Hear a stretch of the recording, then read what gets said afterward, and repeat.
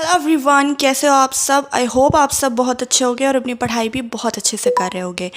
तो आप सभी का स्वागत है हमारी अचीव उद्देश्य की फैमिली में। तो आज हम डिस्कस करेंगे एमए हिंदी के सेकंड सेमेस्टर का एक सब्जेक्ट है हिंदी नाटक एवं प्रकीर्ण गद्य विधाएं। तो आज हम उसी की सारी यूनिट कवर करने वाले हैं, उन यूनिट के सारे चैप्टर्स कवर करने वाले हैं। तो सारे इंपॉर्टेंट एमसीक्यूज़ रहने वाले हैं इसमें, जो कि आपके एग्ज़ाम्स के पॉइंट ऑफ व्यू से बहुत इंपॉर्टेंट है। यही सारे क्वेश्चंस हैं जो आपके एग्ज़ाम्स में एकदम सेम टू सेम पूछे जाने वाले हैं। तो ये वीडियो आपके लिए बहुत इंपॉर्टेंट है, आप इस वीडियो के लास्ट तक ज़रूर बने रहिएगा। तो अगर आपने मेरे चैनल को अभी तक सब्सक्राइब नहीं किया है तो आप इस चैनल को सब्सक्राइब कर लीजिए। चलिए हम स्टार्ट करते हैं अपने वीडियो को बिना टाइम वेस्ट किए हुए। तो फर्स्ट क्वेश्चन है हमारा, अंधेर नगरी किस विधा में लिखा गया है? ए नाटक, बी कहानी, सी एकांकी या फिर डी उपन्यास। तो अंधेर नगरी नाटक है जो वो भारतेंदु हरिश्चंद्र के द्वारा लिखा गया है और ये एक नाटक है, यानी कि ये किस विधा में लिखा गया है? तो ये एक नाटक विधा में लिखा गया है। तो हमारा यहाँ पर ए आंसर सही हो जाएगा। तो नेक्स्ट क्वेश्चन है हमारा, भारतेंदु हरिश्चंद्र के द्वारा लिखा गया नाटक है ए अंधेर नगरी, बी आषाढ़ का एक दिन, सी क्या भूलूं क्या याद करूं या फिर डी आवारा मसीहा। तो जो भारतेंदु हरिश्चंद्र के द्वारा लिखा हुआ नाटक है और जो आपके सिलेबस में है वो है अंधेर नगरी। भारतेंदु हरिश्चंद्र का एक नाटक है। तो नेक्स्ट क्वेश्चन है हमारा, आषाढ़ का एक दिन नाटक के लेखक हैं ए भारतेंदु हरिश्चंद्र, बी मोहन राकेश, सी जयशंकर प्रसाद या फिर डी विष्णु प्रभाकर। तो आषाढ़ का एक दिन ये भी एक नाटक है और ये किसके द्वारा लिखा गया है? तो भारतेंदु हरिश्चंद्र के द्वारा नहीं लिखा गया है। भारतेंदु हरिश्चंद्र के द्वारा जो आपके सिलेबस में है वो एक नाटक अंधेर नगरी ही है। मोहन राकेश के द्वारा ये आषाढ़ का एक दिन नाटक लिखा गया है, यानी कि हमारा बी ऑप्शन यहाँ पर सही हो जाएगा। नेक्स्ट क्वेश्चन है हमारा, आवारा मसीहा के लेखक कौन है? शरत चंद्र चट्टोपाध्याय, प्रेमचंद, सी विष्णु प्रभाकर या फिर डी रविंद्रनाथ टैगोर। तो आवारा मसीहा जो है एक जीवनी है, ठीक है, ये एक जीवनी है और किसके द्वारा लिखी गई है? तो ये विष्णु प्रभाकर के द्वारा लिखी गई है, यानी कि आपका सी ऑप्शन यहाँ पर सही हो जाएगा। नेक्स्ट क्वेश्चन है हमारा, क्या भूलूं क्या याद करूं किस विधा में लिखा गया है? तो क्या भूलूं क्या याद करूं एक बहुत ही विख्यात आत्मकथा है, तो ये आत्मकथा विधा में लिखा गया है, यानी कि हमारा यहाँ पर डी ऑप्शन सही हो जाएगा। नेक्स्ट क्वेश्चन हमारा, क्या भूलूं क्या याद करूं किसके द्वारा लिखा गया है? हरिवंश राय बच्चन के द्वारा, भारतेंदु हरिश्चंद्र के द्वारा, मोहन राकेश के द्वारा या फिर सच्चिदानंद हीरानंद वात्सायन यज्ञ के द्वारा। तो क्या भूलूं क्या याद करूं एक आत्मकथा है और किसके द्वारा लिखी गई है? तो हरिवंश राय बच्चन के द्वारा लिखी गई है, यानी कि हमारे यहाँ पर ए ऑप्शन सही हो जाएगा। नेक्स्ट क्वेश्चन है हमारा, अरे यायावर रहेगा याद किसकी रचना है? ए निराला की है, यानी कि सूर्यकांत त्रिपाठी निराला, ये इनका पूरा नाम है। भारतेंदु हरिश्चंद्र की है, अज्ञे की है और अज्ञे का पूरा नाम क्या है? तो सच्चिदानंद हीरानंद वात्सायन अज्ञे या फिर जयशंकर प्रसाद की है। तो अरे यायावर रहेगा याद एक यात्रा वृत्तांत है और ये अज्ञे जी के द्वारा लिखा गया है, यानी कि सी ऑप्शन हमारा यहाँ पर सही हो जाएगा। नेक्स्ट क्वेश्चन है हमारा, अंधेर नगरी नाटक का प्रकाशन वर्ष क्या है? अंधेर नगरी क्या है? एक नाटक है, किसके द्वारा लिखा गया है? भारतेंदु हरिश्चंद्र के द्वारा लिखा गया है और ये कब प्रकाशित हुआ था? तो ये 1881 में, यानी कि हमारा ए ऑप्शन यहाँ पर सही हो जाएगा। अंधेर नगरी नाटक 1881 में प्रकाशित हुआ था। वहीं अगर आपसे ये पूछ लिया जाता है कि अंधेर नगरी नाटक को कितने अंकों में विभाजित किया गया है, तो ये 6 अंकों में विभाजित एक नाटक है, ठीक है। नेक्स्ट क्वेश्चन है हमारा, आवारा मसीहा का प्रकाशन किस वर्ष पूरा हुआ? आवारा मसीहा क्या है? यह एक जीवनी है, किसके द्वारा लिखी गई है? विष्णु प्रभाकर के द्वारा लिखी गई है। वहीं ये जो जीवनी है वो किसके जीवन पर आधारित है? तो ये शरत चंद्र चट्टोपाध्याय जो कि एक बंगाली कवि हैं उनके द्वारा, मतलब उनके बारे में लिखी है। किसने? विष्णु प्रभाकर ने। और ये कब प्रकाशित हुई थी? तो ये 1974 में, ठीक है, यानी कि हमारा डी ऑप्शन यहाँ पर सही हो जाएगा। 1974 में इसका प्रकाशन पूरा हुआ था। नेक्स्ट क्वेश्चन है हमारा, अंधेर नगरी का प्रकाशन वर्ष क्या है। वो जो अंधेर नगरी का प्रकाशन वर्ष 1881 में था वो सन में था। वहीं आप यहाँ पर संवत में बताएंगे। जब हम सन में 57 ऐड करते हैं तो वो संवत बन जाता है। तो क्या ऑप्शन सही रहने वाला है अंधेर नगरी का? 1935, 1936, 1937 या फिर 1938। तो हमारा ऑप्शन यहाँ पर डी सही हो जाएगा, यानी कि 1938। नेक्स्ट क्वेश्चन है हमारा, अरे यायावर रहेगा याद का प्रकाशन वर्ष क्या है। अरे यायावर रहेगा याद एक यात्रा वृत्तांत है। किसके द्वारा लिखा गया है? तो अज्ञे के द्वारा। और इसका प्रकाशन वर्ष कब हुआ था? तो 1953, यानी कि ए ऑप्शन यहाँ पर सही हो जाएगा। नेक्स्ट क्वेश्चन है हमारा, आषाढ़ का एक दिन नाटक का प्रकाशन वर्ष क्या है। आषाढ़ का एक दिन नाटक है और ये मोहन राकेश के द्वारा लिखा गया है, ठीक है। और वहीं अगर ये कितने अंकों में विभाजित है? अंधेर नगरी 6 अंकों में और ये आषाढ़ का एक दिन 3 अंकों में विभाजित नाटक है, ठीक है। और इसका प्रकाशन वर्ष क्या है आषाढ़ का एक दिन का? तो 1958 इसका प्रकाशन वर्ष है, यानी कि डी ऑप्शन हमारा यहाँ पर सही हो जाएगा। नेक्स्ट क्वेश्चन है हमारा, क्या भूलूं क्या याद करूं का पहला खंड कब प्रकाशित किया था। 1969 में, 1970 में, 1971 में या फिर 1972 में। तो क्या भूलूं क्या याद करूं एक आत्मकथा है, हरिवंश राय बच्चन के द्वारा लिखी गई है और इसका जो पहला खंड है वो 1969 में प्रकाशित हुआ था, यानी कि ए ऑप्शन यहाँ पर हमारा सही हो जाएगा। नेक्स्ट क्वेश्चन हमारा, भारतेंदु हरिश्चंद्र जी का जन्म कब हुआ था। 9 अगस्त 1850, 9 सितंबर 1850 या फिर 9 अक्टूबर 1851 या फिर 9 सितंबर 1851। तो बताइए भारतेंदु हरिश्चंद्र कौन है। ये अंधेर नगरी जो नाटक है ये भारतेंदु हरिश्चंद्र के द्वारा ही लिखा गया है। और इनका जन्म कब हुआ था? तो भारतेंदु हरिश्चंद्र जी का जो जन्म है वो सितंबर 1850 में हुआ था, यानी कि हमारा यहाँ पर बी ऑप्शन सही हो जाएगा। नेक्स्ट क्वेश्चन हमारा, मोहन राकेश जी का जन्म किस वर्ष हुआ था। 1921 में, 1922 में, 1923 में या फिर 1924 में। तो मोहन राकेश जी का जो जन्म है वो 1924, यानी कि हमारा डी ऑप्शन यहाँ पर सही हो जाएगा। नेक्स्ट क्वेश्चन है हमारा, हरिवंश राय बच्चन का जन्म कब हुआ था। 27 जनवरी 1901, 18 जनवरी 1901, 27 नवंबर 1907 या फिर 27 नवंबर 1906। तो हरिवंश राय बच्चन का जन्म 27 नवंबर 1907, यानी कि हमारा सी ऑप्शन यहाँ पर सही हो जाएगा। नेक्स्ट क्वेश्चन हमारा, अज्ञे जी का जन्म कब हुआ था। मार्च 1925 में, मार्च 1911 में, मार्च 1912 में या फिर मार्च 1926 में। तो अज्ञे जी का जो जन्म है वो 1911 में मार्च में हुआ था, तो बी ऑप्शन हमारा यहाँ पर सही हो जाएगा। नेक्स्ट क्वेश्चन हमारा, विष्णु प्रभाकर का जन्म कब हुआ था। 21 जून 1912, 22 जून 1912, 23 जून 1913 या फिर 23 जुलाई 1913। तो विष्णु प्रभाकर जी का जो जन्म है वो 21 जून को 1912 में हुआ था, यानी कि ए ऑप्शन यहाँ पर सही हो जाएगा। नेक्स्ट क्वेश्चन है हमारा, अंधेर नगरी नाटक में कुल कितने दृश्य हैं।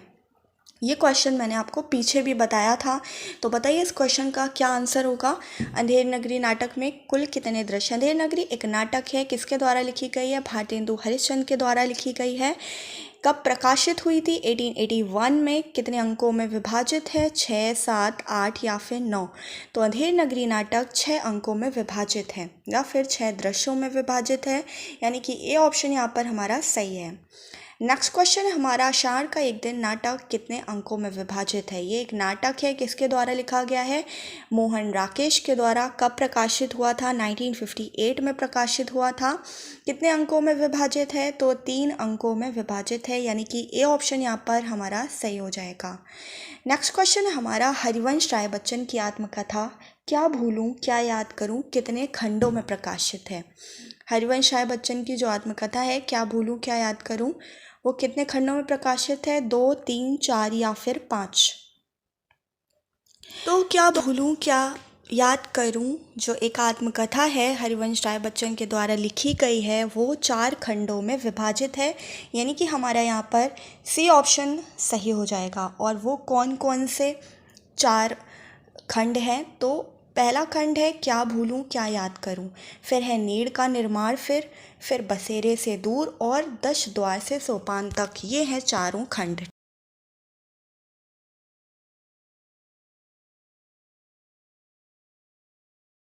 नेक्स्ट क्वेश्चन है हमारा आवारा मसीहा कितने पर्वों में विभाजित है। यह जो आवारा मसीहा है एक जीवनी है, किसके द्वारा लिखी गई है, विष्णु प्रभाकर के द्वारा।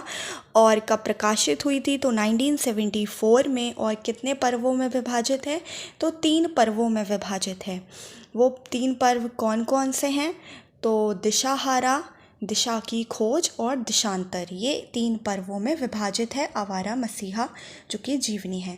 नेक्स्ट क्वेश्चन हमारा आवारा मसीहा में पहले पर्व का क्या नाम है। तो पहले पर्व का क्या नाम है, दिशाशूल, दिशाहारा, दिशा की खोज या फिर दिशांत। तो पहला पर्व का नाम है दिशाहारा, यानी कि बी ऑप्शन यहाँ पर सही हो जाएगा। और सेकेंड वाला है यानी कि सी जो दिशा की खोज लिखी है ये दूसरा पर्व है, दिशांत तीसरा पर्व है। नेक्स्ट क्वेश्चन हमारा हरिवंश राय बच्चन की प्रसिद्ध रचना कौन सी है, मधुबाला, मधुशाला, मधु कलश या फिर निशान निमंत्रण। तो हरिवंश राय बच्चन की जो सबसे प्रसिद्ध रचना है वो मधुशाला है, यानी कि बी ऑप्शन यहाँ पर हमारा सही हो जाएगा। नेक्स्ट क्वेश्चन हमारा आवारा मसीहा किसकी जीवनी पर आधारित है, शरद चंद्र चट्टोपाध्याय, रविंद्रनाथ टैगोर, प्रेमचंद या फिर विष्णु प्रभाकर। तो आवारा मसीहा जो जीवनी है विष्णु प्रभाकर के द्वारा लिखी गई है, उन्होंने ये जीवनी शरद चंद्र चट्टोपाध्याय के जीवन पर आधारित लिखी है, यानी कि ए ऑप्शन हमारा यहाँ पर सही हो जाएगा। नेक्स्ट क्वेश्चन हमारा अज्ञेय जी लेखक हैं, आदिकालीन लेखक हैं, भक्तिकालीन, प्रयोगवादी कवि या फिर उपर्युक्त कोई नहीं। तो अज्ञेय जी जो लेखक हैं वो प्रयोगवादी नई कविता के हैं, यानी कि सी ऑप्शन हमारा यहाँ पर सही हो जाएगा। नेक्स्ट क्वेश्चन हमारा आधुनिक हिंदी साहित्य का पितामह किसे कहा जाता है, क्या मोहन राकेश को कहा जाता है, विष्णु प्रभाकर को, भारतेंदु हरिश्चंद्र जी को या फिर हरिवंश राय बच्चन जी को।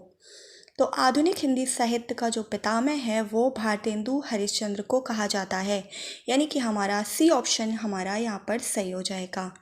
नेक्स्ट क्वेश्चन है हमारा भारतेंदु हरिश्चंद्र को भारतेंदु की उपाधि किसने दी है, रामचंद्र शुक्ल ने, हजारी प्रसाद द्विवेदी ने, महात्मा गांधी ने या फिर काशी के विद्वानों ने। तो भारतेंदु हरिश्चंद्र जो है वो काशी के रहने वाले थे और काशी के विद्वानों ने ही उन्हें भारतेंदु की उपाधि दी थी, तो यानी कि डी ऑप्शन हमारा यहाँ पर सही हो जाएगा।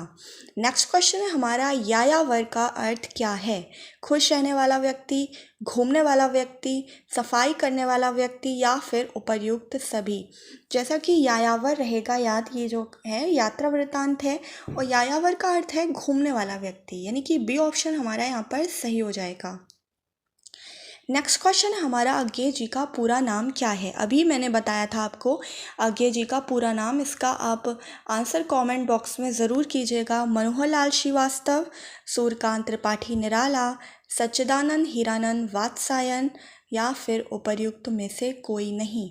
तो अज्ञेय जी का पूरा नाम सच्चिदानंद हीरानंद वात्सायन अज्ञेय, यानी कि सी ऑप्शन हमारा यहाँ पर सही हो जाएगा। नेक्स्ट क्वेश्चन हमारा आवारा मसीहा किसकी जीवनी पर आधारित है, शरद चंद्र चट्टोपाध्याय, रविंद्रनाथ टैगोर, प्रेमचंद या फिर विष्णु प्रभाकर। ये क्वेश्चन रिपीट हो गया है। तो शरद चंद्र चट्टोपाध्याय के जीवन पर आधारित आवारा मसीहा जीवनी लिखी गई है, तो ए ऑप्शन सही है यहाँ पर। नेक्स्ट क्वेश्चन हमारा आवारा मसीहा में शरद चंद्र के पिता का क्या नाम था, मोतीलाल था, दुर्गाचरण था, भुवन मोहिनी था या फिर लक्ष्मी नारायण था। तो आवारा मसीहा में जो शरद चंद्र के पिता हैं उनका नाम था मोतीलाल, यानी कि ए ऑप्शन हमारा यहाँ पर सही हो जाएगा। अंधेर नगरी को किस प्रकार का नाटक माना जाता है? ये एक व्यंग नाटक है, हास्य नाटक है, मौलिक नाटक है या फिर इनमें से कोई नहीं। तो अंधेर नगरी एक नाटक जो है वो हास्य नाटक है।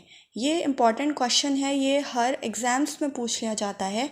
आप व्यंग और हास्य में कंफ्यूज हो जाते हैं, लेकिन ये हास्य नाटक है। बी ऑप्शन हमारा यहाँ पर सही हो जाएगा। नेक्स्ट क्वेश्चन हमारा, महंत जी के कितने चेले थे? ये अंधेर नगरी नाटक से लिया गया क्वेश्चन है, जिसमें महंत जी के 2 चेले होते हैं, यानी कि बी ऑप्शन यहाँ पर हमारा सही हो जाएगा। अगर आप इसके डिटेल में क्वेश्चन देखना चाहते हैं तो डिटेल में भी क्वेश्चन हमारी प्लेलिस्ट में पड़े हुए हैं, आप डिटेल वाइज भी पढ़ सकते हैं। उसके बाद इस सीरीज़ को ज्वाइन कर सकते हैं। सारे जो भी चैप्टर्स हैं उनका डिटेल वाइज भी मैंने पढ़ाया हुआ है, आप उसको देख सकते हैं और उसके बाद इस पर आ सकते हैं, जिससे आपका एक रिवीजन हो जाएगा। अच्छा, चलिए नेक्स्ट क्वेश्चन है हमारा, महन जी के चेलों के क्या नाम थे? महन जी के 2 चेले थे और उन दोनों का नाम था नारायण दास और गोवर्धन दास, यानी कि बी ऑप्शन हमारा यहाँ पर सही हो जाएगा। नेक्स्ट क्वेश्चन है हमारा, भारतेंदु हरिश्चंद्र की कुछ महत्वपूर्ण पत्रिकाएं हैं, वो कौन कौन सी हैं? बाला बोधिनी है, हरिश्चंद्र मैगजीन है, उपर्युक्त दोनों है या फिर कोई नहीं। तो भारतेंदु हरिश्चंद्र की ये दोनों ही मैगज़ीन है, बाला बोधिनी और हरिश्चंद्र मैगज़ीन, यानी कि हमारा सी ऑप्शन है हमारा यहाँ पर सही हो जाएगा, उपर्युक्त दोनों। नेक्स्ट क्वेश्चन हमारा, आवारा मसीहा जीवनी किस भाषा में लिखी गई है? हिंदी भाषा में लिखी गई है, उर्दू, बांग्ला या फिर मराठी। तो आवारा मसीहा जीवनी जो है वो हिंदी भाषा में लिखी गई है, यानी कि हमारा ए ऑप्शन यहाँ पर सही हो जाएगा। नेक्स्ट क्वेश्चन है हमारा, हिंदी के साथ साथ बच्चन की कौन सी भाषाओं का भी प्रयोग करते थे? तो जो बच्चन जी है वो हिंदी के साथ साथ फ़ारसी और उर्दू का भी प्रयोग करते थे, यानी कि बी ऑप्शन यहाँ पर हमारा सही हो जाएगा। नेक्स्ट क्वेश्चन है हमारा, अंधेर नगरी में मूल पात्र कितने हैं? पत्र लिख गया है, तो मूल पात्र 3 ही है, महंत जी और उनके दोनों चेले। क्या नाम है दोनों चेलों का? नारायण दास और गोवर्धन दास, यानी कि इससे ऑप्शन यहाँ पर हमारा सही हो जाएगा। नेक्स्ट क्वेश्चन है हमारा, भारतेंदु जी का जन्म स्थान वाराणसी, राजस्थान, काशी या फिर उत्तर प्रदेश। तो भारतेंदु जी का जन्म स्थान मैंने अभी बताया था कि भारतेंदु जी को जो भारतेंदु की उपाधि है वो काशी के विद्वानों ने दी थी और वो एक काशी के रहने वाले थे, तो सी ऑप्शन यहाँ पर हमारा सही हो जाएगा। नेक्स्ट क्वेश्चन है हमारा, भारतेंदु हरिश्चंद्र जी के पिता का क्या नाम था? भारतेंदु, गोपाल चंद्र, चंद्र किशोर या फिर किशोरी लाल। तो भारतेंदु हरिश्चंद्र जी के जो पिता हैं उनका नाम था गोपाल चंद्र, यानी कि बी ऑप्शन हमारा यहाँ पर सही हो जाएगा। नेक्स्ट क्वेश्चन हमारा, अंधेर नगरी नाटक में किस रस का प्रयोग हुआ है? करुण, भयानक, हास्य रस या फिर श्रृंगार रस। तो अंधेर नगरी नाटक एक हास्य नाटक है और इसमें हास्य रस का प्रयोग हुआ है, यानी कि सी ऑप्शन यहाँ पर हमारा बिल्कुल सही हो जाएगा। नेक्स्ट क्वेश्चन हमारा, अंधेर नगरी नाटक में कौन सा पात्र विवेकशील है? गोवर्धन दास में देखने को मिलता है आपको, महंत जी में, राजा में, मंत्री में। तो गोवर्धन दास में नहीं मिलता है, महंत जी जो हैं वो एक विवेकशील पात्र देखने को मिलते हैं अंधेर नगरी नाटक पढ़ने पर। तो ए ऑप्शन सही, बी ऑप्शन सही हो जाएगा। नेक्स्ट क्वेश्चन हमारा, अंधेर नगरी नाटक का कौन सा रूप है? प्रहसन है, मेलोड्रामा है, त्रासदी है, एक्शन है। एक्शन तो बिल्कुल भी नहीं है, वहाँ पर आप कोई भी एकदम एक्शन मूवी की तरह लड़ाई झगड़ा बिल्कुल भी नहीं मिलने वाला आपको देखने में। त्रासदी भी नहीं है कि बहुत ज़्यादा भूखमरी पड़ गई हो या किसी चीज़ की कमी हो गई हो, कैजुअलिटी हो गई हो। मेलोड्रामा भी नहीं है। हाँ, प्रहसन वर्ड इसके लिए एकदम सुटेबल है, ए ऑप्शन यहाँ पर सही हो जाएगा। नेक्स्ट क्वेश्चन है, दूसरे और तीसरे दृश्य में किसका वर्णन होता है? बाजार, दरबार, जंगल या फिर ए और सी दोनों, यानी कि बाजार और जंगल दोनों। ये किस नाटक की बात कर रहा है? तो ये जो है अंधेर नगरी नाटक जो 6 दृश्यों में विभाजित है उन्हीं के दृश्यों के बारे में बात कर रहा है। तो दूसरे दृश्य में आपको इसमें बाजार देखने को मिलता है और तीसरे दृश्य में जंगल। तो डी ऑप्शन यहाँ पर हमारा सही हो जाएगा। अंधेर नगरी नाटक का अंतिम दृश्य क्या है? मोस्ट इम्पॉर्टेंट क्वेश्चन, हर एग्जाम्स में पूछा गया क्वेश्चन। तो बाजार, दरबार, शमशान या कोई नहीं। तो अंधेर नगरी नाटक का अंतिम दृश्य है शमशान, यानी कि सी ऑप्शन हमारा यहाँ पर सही हो जाएगा। नेक्स्ट क्वेश्चन है, किसी दृश्य में महंत जी अपने 2 चेलों के साथ दिखाई पड़ते हैं। तो वो वही टाइम है जब वो उस नगरी से गुजर रहे होते हैं। तो वो पहला दृश्य है हमारा, ठीक है। तो फर्स्ट दृश्य है, यानी कि ए ऑप्शन हमारा यहाँ पर सही हो जाएगा। नेक्स्ट क्वेश्चन है, बाजार का दृश्य है, इसमें सब कुछ टके शेर बिक रहा है। गोवर्धन दास बाजार की एक कैफियत देखकर आनंदित होता है और साथ में पैसे लेकर बाजार से 2.5 सेर मिठाई खरीदकर अपने गुरु के पास लौटता है। यहाँ किस दृश्य की बात हो रही है? तो पहला दृश्य तो था जब वो वहाँ से गुजर रहे थे, कहाँ से? अंधेर नगरी से। दूसरा दृश्य बाजार का है, जब वो उनका जो शिष्य होता है गोवर्धन दास, वो बाजार में से कुछ लेने जाता है। ये दूसरा दृश्य है, बाजार का दृश्य। दूसरा दृश्य यानी कि बी ऑप्शन हमारा यहाँ पर सही हो जाएगा। नेक्स्ट क्वेश्चन है, सेत सेत सब एक से जहाँ कपूर कपास, ऐसे देश कुदेश में कभू न कीजिए बास। यानी कि जो गुरु जी थे, यानी कि महंत जी थे, वो अपने दोनों चेलों को समझाते हैं कि सेत सेत सब एक से, जहाँ पर सब एक जैसे हों तो वहाँ पर कभी भी वास मत कीजिए, ऐसे कुदेश में, मतलब ऐसे बेकार देश में, ठीक है। तो ये उन्होंने कौन से दृश्य में कहा है? तो ये उन्होंने प्रथम दृश्य में तो नहीं कहा है, यह उन्होंने द्वितीय दृश्य में कहा है, जिसमें आपको बाजार का दृश्य देखने को मिलता है। जब गोवर्धन दास जाता है, वहाँ पर देखता है कि सब कुछ एक ही भाव में सब कुछ मिल रहा है। तो वो यहाँ पर रुकने के लिए जब बात करता है महंत जी से, तब वो इस लाइन को बोलकर उसे समझाने का प्रयास करते हैं। तो ये द्वितीय दृश्य में आएगा, यानी कि बी ऑप्शन यहाँ पर आपका सही हो जाएगा। नेक्स्ट क्वेश्चन है, अंधेर नगरी के चौपट राजा के दरबार और न्याय का चित्रण किस अंक में देखने को मिलता है? तो राजा का जो दरबार है और न्याय का चित्रण आपको तृतीय अंक में देखने को मिलता है, यानी कि आपका ए ऑप्शन यहाँ पर सही हो जाएगा। नेक्स्ट क्वेश्चन है हमारा, मोहन राकेश का वास्तविक नाम क्या है? राकेश है, मोहन है, मदन है या फिर मदन मोहन?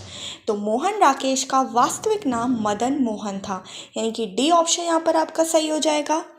नेक्स्ट क्वेश्चन है हमारा, मोहन राकेश जी का जन्म स्थान काशी वाराणसी में, आगरा उत्तर प्रदेश में, पंजाब अमृतसर में या फिर कोई नहीं? तो काशी वाराणसी में किसका जन्म हुआ था? तो भारतेंदु हरिश्चंद्र का जन्म हुआ था।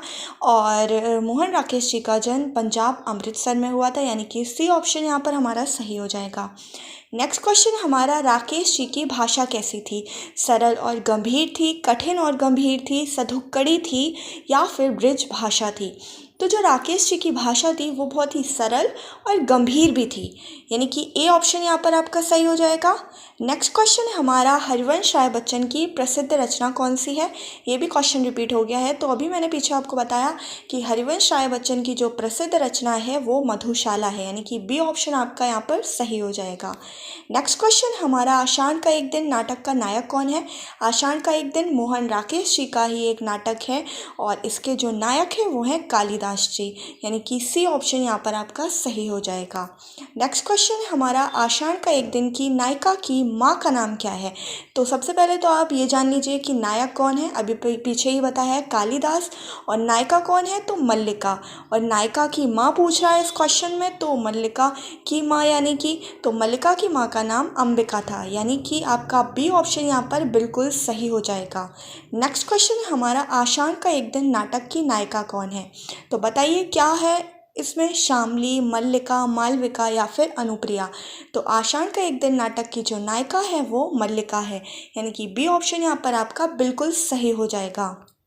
नेक्स्ट क्वेश्चन है हमारा, आषाढ़ का एक दिन नाटक में कालिदास किस स्थान पर रहता है? कालिदास कौन है? आषाढ़ का एक दिन नाटक का नायक है कालिदास, और वो कहाँ पर रह रहा है? पहाड़ियों में, पार्क में, हिमालय के पास एक गांव में, या फिर उत्तराखंड के पहाड़ में? तो वो हिमालय के पास एक गांव में रहता था। ठीक है। नेक्स्ट क्वेश्चन है हमारा, मोहन राकेश किस नाटक के लिए प्रसिद्ध है? तो आषाढ़ का एक दिन नाटक के लिए मोहन राकेश प्रसिद्ध है, यानी कि ये ऑप्शन यहाँ पर आपका सही हो जाएगा।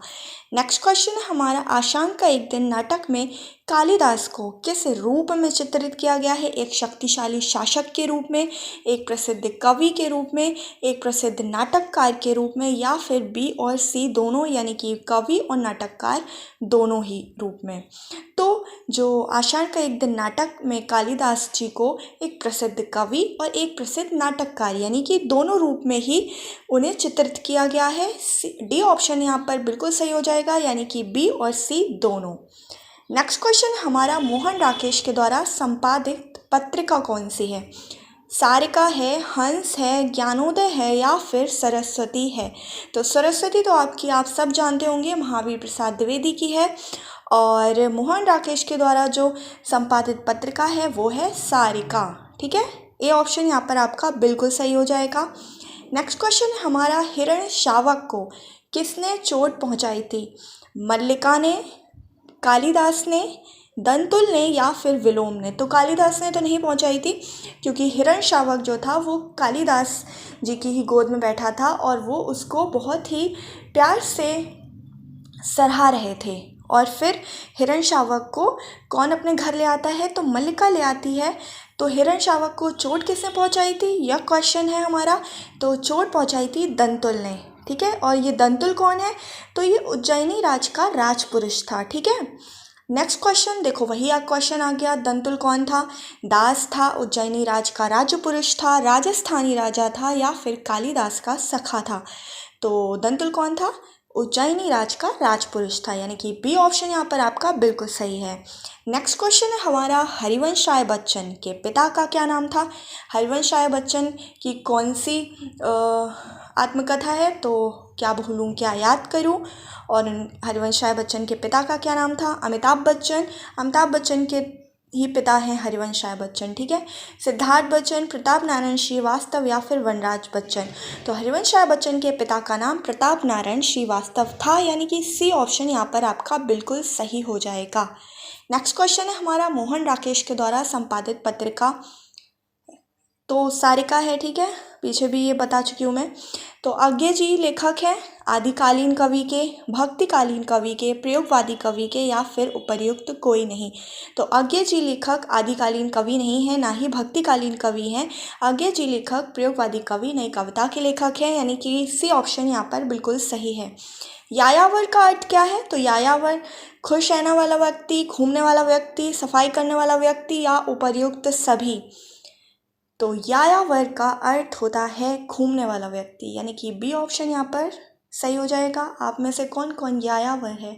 मैं तो हूँ। चलिए नेक्स्ट क्वेश्चन पर आते हैं। अरे यायावर रहेगा याद में किन भारतीय क्षेत्रों की यात्रा का वर्णन है? अरे यायावर रहेगा याद किसका यात्रा वृत्तांत है, यानी कि किसके द्वारा लिखा गया है? तो अज्ञे जी के द्वारा। ठीक है, अज्ञे जी का पूरा नाम क्या है? तो अज्ञे जी का पूरा नाम है सच्चिदानंद हीरानंद वात्स्यायन अज्ञे। और किन भारतीय क्षेत्रों की यात्रा का वर्णन है? तो ब्रह्मपुत्र के मैदानी भाग से एलोरा की गुफाओं तक, दिल्ली से कश्मीर तक, मुंबई से गोवा तक, या फिर कलकत्ता से चेन्नई तक? तो अरे यायावर रहेगा याद में आप ब्रह्मपुत्र के मैदानी भाग से लेकर एलोरा की गुफाओं तक यात्रा करते हैं। ठीक है, अगर पढ़ते हैं तो यात्राओं का वर्णन मिलता है देखने को आपको। नेक्स्ट क्वेश्चन है हमारा, अज्ञे जी की पत्रिकाओं के नाम। सैनिक, विशाल भारत, सरस्वती, या फिर ए और बी दोनों? तो अज्ञे जी की पत्रिकाएं सैनिक भी है, विशाल भारत भी है, सरस्वती तो महावीर प्रसाद द्विवेदी की है, यानी कि डी ऑप्शन यहाँ पर बिल्कुल सही हो जाएगा। नेक्स्ट क्वेश्चन, अरे यायावर रहेगा याद की शुरुआत किस लेख से होती है? परशुराम जी से, अज्ञे जी से, प्रेमचंद जी से, हरिवंश राय बच्चन जी से? तो अरे यायावर रहेगा याद की जो शुरुआत है वो परशुराम जी के लेख से होती है, यानी कि 69 क्वेश्चन नंबर का ए ऑप्शन यहाँ पर बिल्कुल सही होगा। नेक्स्ट क्वेश्चन हमारा, अज्ञे जी ने इस यात्रा वृत्तांत में, यानी कि अरे याया व रहेगा याद, ये यात्रा वृत्तांत है उनका, किन किन स्थानों का वर्णन किया है? असम राज्य का किया है, माजुली द्वीप का किया है, पूर्वोत्तर के कुछ क्षेत्रों का किया है, या उपर्युक्त तीनों? तो असम राज्य में ही माजुली द्वीप है ना, तो माजुली द्वीप का तो किया है उन्होंने, यानी कि उसी में असम राज्य है। ए और बी तो बिल्कुल सही हो गए। पूर्वोत्तर, तो ये जो असम है वो पूर्वोत्तर राज्य में ही हमारा आता है। ये अरुणाचल प्रदेश हो गया, असम, मेघालय, मणिपुर, मिजोरम, त्रिपुरा। तो यानी कि आपके ये तीनों ऑप्शन बिल्कुल सही है, यानी कि डी ऑप्शन यहाँ पर बिल्कुल सही हो जाएगा। नेक्स्ट क्वेश्चन है क्वेश्चन नंबर 71। अरे याया व रहेगा याद में मुख्य रूप से किस क्षेत्र की यात्रा का वर्णन है? पूर्वी भारत, पश्चिमी भारत, उत्तरी भारत, या फिर दक्षिणी भारत? देखो ये क्वेश्चन ऑप्शंस में थोड़ा सा वो हो गया है। देखो वैसे तो पूर्वोत्तर भारत की यात्राओं का वर्णन है, ठीक है। अगर ऐसे भी आ जाता है पूर्वी और उत्तरी भारत, ये दोनों अलग अलग आ जाते हैं, तो आप पूर्वी भारत में टिक लगा सकते हैं, ठीक है, यानी कि ए ऑप्शन सही हो जाएगा। नेक्स्ट क्वेश्चन है, अरे याया व रहेगा याद किस शैली में लिखा गया है? विवरणात्मक, भावात्मक, सृजनात्मक, या फिर विचारात्मक? तो अरे याया व रहेगा यानी कि मस्त मस्त एकदम आपको व्यूज़ वहाँ पर प्रकृति के देखने को मिल रहे हैं, तो एक वो वहाँ पर सृजनात्मक शैली है, यानी कि एक क्रिएटिविटी देखने को मिल रही है, किसकी? प्रकृति की। तो सी ऑप्शन यहाँ से आपका बिल्कुल सही हो जाएगा। ये आप इस क्वेश्चन से पढ़ के ही निकाल सकते हैं, ठीक है। नेक्स्ट क्वेश्चन है, शरद चंद्र ने अपनी प्रारंभिक शिक्षा कहाँ से ली? शरद चंद्र कौन है? तो शरद चंद्र आवारा मसीहा जो है आपका क्या है? जीवनी है, उसके किसके जीवन पर आधारित है? तो शरद चंद्र के जीवन पर आधारित है। उन्होंने अपनी प्रारंभिक शिक्षा कहाँ से ली थी? तो उन्होंने अपनी प्रारंभिक शिक्षा नाना जी के घर से ली थी, और उनके नाना जी का घर भागलपुर में था। तो बी ऑप्शन यहाँ पर आपका सही हो जाएगा। नेक्स्ट क्वेश्चन है, आवारा मसीहा किसके जीवन पर आधारित है? तो शरद चंद्र चट्टोपाध्याय, रविंद्रनाथ टैगोर, प्रेमचंद, विष्णु प्रभाकर। तो अभी मैंने बताया शरद चंद्र चट्टोपाध्याय के जीवन पर आधारित है, यानी कि ए ऑप्शन सही है। वही आवारा मसीहा के लेखक कौन है? तो विष्णु प्रभाकर है। नेक्स्ट क्वेश्चन है, आवारा मसीहा में शरद चंद्र की माता का क्या नाम था? भुवन मोहिनी, तृष्णा, यशोधरा, यशोदा? तो आवारा मसीहा में शरद चंद्र की माता का नाम भुवन मोहिनी था, यानी कि ए ऑप्शन आपका बिल्कुल सही हो जाएगा यहाँ पर। नेक्स्ट क्वेश्चन है, आवारा मसीहा में शरद चंद्र के बचपन का वर्णन कैसे किया गया है? सुखद और व्यवस्थित, साधारण और निर्दोष, संपन्न और आरामदायक, संघर्ष और कठिनाइयों से भरा? तो आवारा मसीहा में जो शरद चंद्र है, उनके पापा कुछ नहीं करते थे, वो भी एक यायावर हृदय वाले थे, यानी कि घुमक्कड़ प्रवृत्ति के व्यक्ति थे, और इसीलिए ये लोग सब नाना जी के घर अपने रहने भागलपुर चले गए थे। वहीं से इन्होंने अपनी प्रारंभिक शिक्षा ग्रहण की थी। तो इनका बचपन बहुत ही सुखद, व्यवस्थित, साधारण नहीं बीता है, बल्कि संघर्ष और कठिनाइयों के से भरा हुआ है, यानी कि डी ऑप्शन यहाँ पर बिल्कुल सही हो जाएगा। आवारा मसीहा में शरद चंद्र से संबंधित कौन सा कथन सही है? शरद चंद्र का जन्म 5 सितंबर 1876 बंगाल के हुगली जिले के देव आनंदपुर में हुआ था। ये ऑप्शन आपका सही होगा या गलत, आप बताइएगा। उनके पिता मोतीलाल चट्टोपाध्याय एक सख्त अनुशासक थे। तो सख्त अनुशासक तो नहीं थे, अभी मैंने बताया था आपको, वो यायावर थे, एकदम घूमने वाले प्रवृत्ति के थे। तो ऐसे लोग सख्त अनुशासक तो बिल्कुल नहीं होते हैं। शरद चंद्र की माँ भुवन मोहिनी इन्होंने साहित्यिक प्रेरणा दी थी। तो भुवन मोहिनी जो थी वो बहुत ही घरेलू प्रवृत्ति की महिला थी, बहुत ही सुशील हृदय की थी, लेकिन उन्होंने साहित्यिक प्रेरणा शरद चंद्र जी को नहीं दी थी। सी ऑप्शन भी गलत है। शरद चंद्र की पढ़ाई कभी बाधित नहीं हुई, इस बारे में अभी हमने बात की कि शरद चंद्र की पढ़ाई बाधित हुई, तभी तो वो जाके नाना जी के यहाँ पढ़ाई करते हैं, यानी कि बी, सी, डी तीनों ऑप्शन गलत है। ए ऑप्शन आपका बिल्कुल सही है, ठीक है। नेक्स्ट क्वेश्चन है, शरद चंद्र उपाध्याय कौन सी भाषा के लेखक थे? अच्छा, तो शरद चंद्र उपाध्याय बांग्ला भाषा के लेखक थे, मराठी के, पंजाबी के, या फिर गुजराती के? तो शरद चंद्र उपाध्याय बांग्ला भाषा के बहुत ही प्रसिद्ध विख्यात लेखक थे। तो ए ऑप्शन यहाँ पर सही हो जाएगा। प्रथम पर्व दिशाहारा वर्णन करता है, ये हमारा आवारा मसीहा जीवनी से रिलेटेड क्वेश्चन है, जिसमें आवारा मसीहा 3 पर्व में विभाजित है। कौन कौन से? तो दिशाहारा, दिशा की खोज और दिशांत। प्रथम पर्व जो दिशाहारा है वो किसका वर्णन करता है? बचपन का, परिवार का, प्रारंभिक जीवन का या फिर उपर्युक्त सभी। तो ये उनके बचपन के बारे में भी आपको बताएगा, परिवार के बारे में भी, उनका प्रारंभिक जीवन कैसा था, वो सब एक एक चीज़ें आपको बता देगा डिटेल में। तो प्रथम पर्व दिशाहारा वर्णन करता है बचपन का, परिवार का, प्रारंभिक जीवन का, यानी कि डी ऑप्शन यहाँ पर आपका सही हो जाएगा, उपर्युक्त सभी। नेक्स्ट क्वेश्चन है आवारा मसीहा का द्वितीय पर्व वर्णन करता है। द्वितीय पर्व कौन सा है? दिशा की खोज। साहित्यिक जीवन का, उनके कार्यों का, या फिर साहित्यिक जीवन और साथ में उनके कार्यों का भी, या फिर इनमें से कोई नहीं। तो प्रथम पर्व उनके बचपन, परिवार और शुरुआत के जीवन के बारे में बता रहा है, तो वहीं दूसरा पर्व हमें उनके साहित्यिक कार्यों के, उनके साहित्यिक जीवन के बारे में बता रहा है, यानी कि आपका इसमें सी ऑप्शन सही हो जाएगा। नेक्स्ट क्वेश्चन है क्वेश्चन नंबर 81। आवारा मसीहा का तीसरा पर्व वर्णन करता है। तीसरा पर्व कौन सा है? दिशांत। ठीक है, दिशांत क्या वर्णन कर रहा है? उनकी मृत्यु काल का, या जीवन काल का, या नैतिक कार्यों का, या सामाजिक कार्यों का। तो इसमें जो लास्ट है दिशांत, दिशा का अंत हो गया, यानी कि नाम से ही समझ में आ रहा है, यानी कि मृत्यु काल। ठीक है, बी ऑप्शन यहाँ पर सही हो जाएगा। नेक्स्ट क्वेश्चन है आवारा मसीहा में शरतचंद्र चट्टोपाध्याय के रंगून प्रवास का वर्णन किस पर्व में है? ये मोस्ट इंपॉर्टेंट क्वेश्चन है, काफ़ी एग्जाम्स में पूछा गया क्वेश्चन है, तो आप इसमें MI लिख लीजिएगा, मोस्ट इंपॉर्टेंट। ठीक है, आवारा मसीहा शरतचंद्र चट्टोपाध्याय के रंगून प्रवास का वर्णन किस पर्व में है? तो ये दिशा की खोज यानी कि द्वितीय पर्व में इसका वर्णन है। सी ऑप्शन बिल्कुल सही होगा यहाँ पर। Next question, question number 83। आवारा मसीहा में शरतचंद्र चट्टोपाध्याय के रंगून से स्वदेश लौटने का वर्णन किस पर्व में है? दिशा की खोज में उनका मतलब रंगून प्रवास का वर्णन है, तो लौटने का दिशा उसके बाद वाले में ही होगा, और बाद वाला कौन सा है? दिशांत। तो ए ऑप्शन यहाँ पर सही हो जाएगा। नेक्स्ट क्वेश्चन है, बच्चन जी ने अपनी आत्मकथा में अपने जीवन के अलावा और किसका चित्रण किया है? समय और समाज, समाज और लोकतंत्र, आपदाओं का घर, या इनमें से कोई नहीं। तो बच्चन जी ने अपनी आत्मकथा में अपने जीवन के अलावा समय और समाज का चित्रण किया है। ए ऑप्शन यहाँ पर सही हो जाएगा आपका। नेक्स्ट क्वेश्चन, आत्मकथा को रोचक बनाने के लिए बच्चन जी ने किसका उल्लेख किया है? प्राचीन भारतीय ग्रंथ का, लोक प्रसिद्ध कथाओं का, हमारे भारतीय इतिहास का, या उपर्युक्त तीनों सही हैं। तो आत्मकथा को रोचक बनाने के लिए बच्चन जी की कौन सी आत्मकथा है, पहले आप ये बताइए।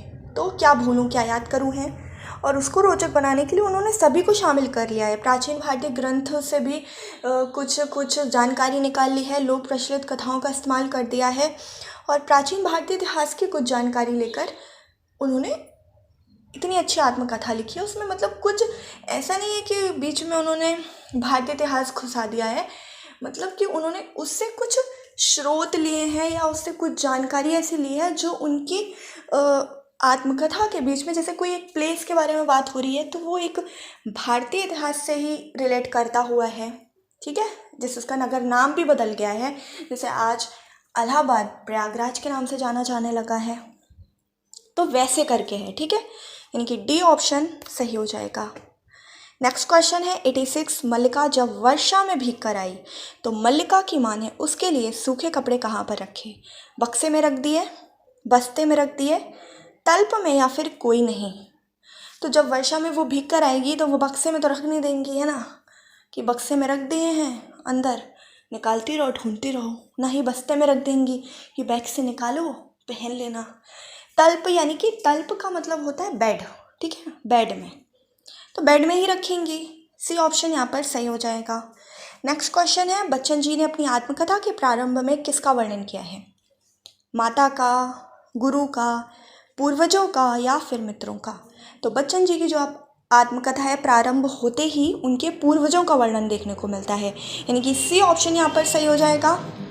नेक्स्ट क्वेश्चन है, नाटक के प्रथम अंक के अनुसार मल्लिका ने किसका साक्षात्कार कभी नहीं किया था? राजकुमार का, राजकुमारी का, प्राकृतिक सौंदर्य का या फिर जानवरों का? तो नाटक के प्रथम अंक के अनुसार मल्लिका ने प्राकृतिक सौंदर्य का साक्षात्कार कभी नहीं किया था। अभी हमने पढ़ा था ना कि मल्लिका भीग कर आती है, तो वही प्राकृतिक सौंदर्य का साक्षात्कार करके वो आ रही है, ठीक है, यानी कि वर्षा का। सी ऑप्शन सही हो जाएगा। नेक्स्ट क्वेश्चन, अंधेर नगरी नाटक में क्या दिखाया गया? न्याय तो बिल्कुल नहीं दिखाई गई है, इसमें तो बिल्कुल मत टिक कर देना आप लोग। समानता भी नहीं, प्रेम भी नहीं, रोमांस भी नहीं, युद्ध भी नहीं, संघर्ष भी नहीं, तो क्या दिखाया है? अन्याय और निरंकुश शासन। सी ऑप्शन यहाँ पर सही होगा। नेक्स्ट क्वेश्चन है, बच्चन जी के अनुसार मित्रता से क्या प्राप्त हो सकता है? धन, ज्ञान, प्रेम, शत्रु। हाँ, धन का क्या ही है, अब तो दोस्त पैसे वैसे नहीं देते हैं, ठीक है। ज्ञान, हाँ, हमें ज्ञान उनसे थोड़ा बहुत मिल सकता है, वो भी कैसा ज्ञान आपको मिल जाएगा, ठीक है। प्रेम, हाँ, प्रेम मिल सकता है थोड़ा बहुत। आजकल शत्रुता ज़्यादा मिल रही है, तो शत्रु। बताइए कौन कौन सा ऑप्शन सही होगा? तो बच्चन जी के अनुसार, जैसा कि बता रही हूँ मैं, तो वो प्रेम। सी ऑप्शन यहाँ पर सही है। तो यहाँ पर आपके क्वेश्चन हो गए हैं, क्वेश्चन 90 कंप्लीट हो गए हैं, आपकी पूरी प्रैक्टिस हो गई है। अगर आप इसके अलग से हर एक टॉपिक से रिलेटेड क्वेश्चंस की प्रैक्टिस करना चाहते हैं, तो वो मैंने पहले ही सारे वीडियोस अपलोड कर दिए हैं, आप देख सकते हैं उनको और फिर यहाँ पर आकर प्रैक्टिस कर सकते हैं। तो उससे आपका पूरा सिलेबस बहुत अच्छे से कंप्लीट हो जाएगा। आप मानिए आपके बहुत अच्छे नंबर आएंगे, ठीक है। अगर आप अच्छे से पढ़ रहे हैं तब वीडियो देख लेने से तो कुछ नहीं हो जाएगा, लेकिन अगर आपने हर एक चीज़ को अच्छे से समझा है, ठीक है, यही क्वेश्चन ही आएंगे, इनसे कुछ बाहर नहीं पूछ लिया जाएगा आपसे। लेकिन वही है कि आपको याद रह रहा है कि नहीं कि अंधेर नगरी नाटक कितने अंकों में विभाजित है ना। आवारा मसीहा में कितने दृश्य हैं, वो तो पर्वों में है, कितने पर्व में है, तो सब आपको डिटेल वाइज चीज़ें आप एक नोटबुक में नोट कर सकते हैं कि कौन सी चीज़ कितने पर्व में है। सारे पर्व मतलब दृश्य, पर्व सब एक साथ लिख लेंगे, सबके स्थान एक साथ लिख लेंगे, जन्म वर्ष सब एक साथ लिख लेंगे, तो ऐसे आपका पूरा सिलेबस कंप्लीट हो जाएगा। तो चलिए हम मिलते हैं अब नेक्स्ट वीडियो में कुछ अलग टॉपिक के साथ। तब तक के लिए आप अपना ध्यान रखिए और पढ़ाई करते रहिए।